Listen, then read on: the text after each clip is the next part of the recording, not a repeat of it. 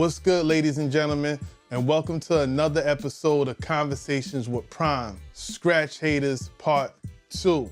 Scratch Haters Part 2. I told you I was coming back for you haters. Told you I was coming back. Episode 16. Once again, these are my thoughts. These are my opinions. Let's have a conversation. Shout out to my girl Shine, first lady of the dojo. She said Scratch Haters Part 1 was her favorite. Thank you so much, Queen.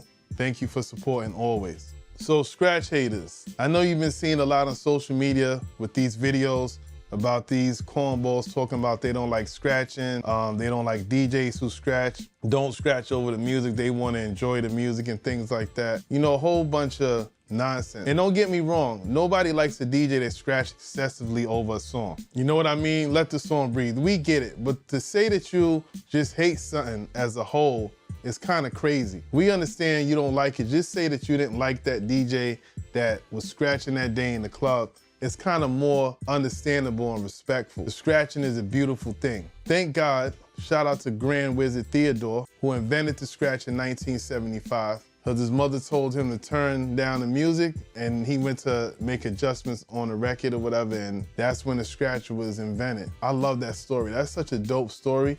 You know, it's like, it's one of those stories that you wish you was a part of, like you wish you were that person in that situation. But I think we all have had a creative point where we created something off a mistake or something that we didn't mean to do and then it ended up being part of the routine. I think that's so amazing.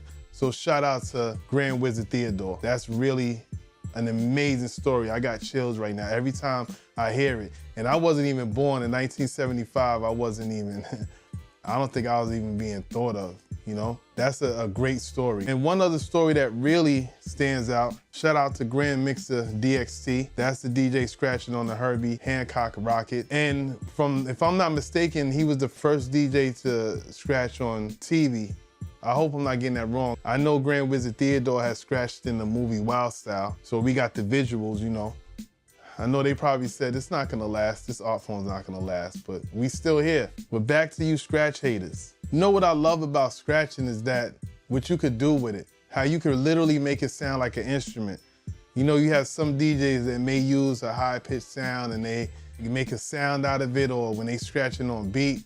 I love the way D-Styles do it. Sometimes he'll do, like he does this whole segment, this whole routine where he's just scratching with different sounds and it sounds so beautiful, so melodic. It's just like unbelievable what he's doing with a turntable. I believe it's not easy. That's the thing. The scratching is not easy. It's something that takes a lot of time, a lot of patience, and a lot of studying. So for someone to just say, oh, I don't like it, whatever, like, you know, just single it out. The person that got you to hate it, single that person out. Don't just say that, oh, I hate it as a whole, because then you're gonna have people like me coming at you and a whole bunch of other people. It's not going anywhere, it's gonna be here forever. And yeah, we have the technology now with certain mixers, like the mixer that I have, the Pioneer DJ-M S5, they have a button that you could press on there and it can manipulate scratches, like the crab scratch, the stab, a one-click flare. Is crazy. So that just goes to show you how deep people are going into it, where they went into it so deep that it's in technology. Don't hate unless you can demonstrate. Because chances are, like, the people that can scratch like that, it takes a lot of courage for one, and it takes a lot of study, and it takes a lot of smarts to do that. So if they can scratch and they took the time out to scratch, you don't think they could mix you and make you look like you just started DJing yesterday? Like, come on, like, stop it. It's a lot of successful turntablists, a lot of successful DMC champions. Come on, A-Track, you see my boy A-Track, shout out to DJ A-Track, Allies. Yo, he bodied nothing but festivals, yo. Even DJ Craze, turntablist, superior, beast on the set. Shout out to the Allies. But one thing that I could say, one thing I don't like, really, those people that label themselves, like, I'm master such and such, or master this. I am the master. I'm the scratch master, the transform master, the juggle master. And they just call it upon themselves to name themselves that. I feel that has to be passed down to you by someone passing the torch to you. Because to me, to call yourself, like, let's say a scratch master or the master of the scratch, if you can't hang with DJs like Hubert, I mean, go scratch for scratch, your joint either sound just as good, better, which I doubt, or right under, you sound great, like he's giving you your props.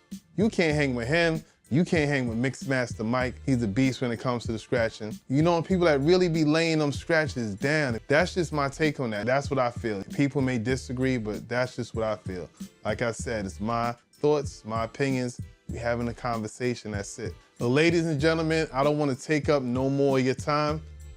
Thank you. If you got this far in the video, please like, please subscribe, please share if you don't mind. And once again, I thank you from the bottom of my heart. This is Conversations with Prime, episode 16, Scratch Haters Part 2. I'm out of here. Catch you in the next episode. Peace.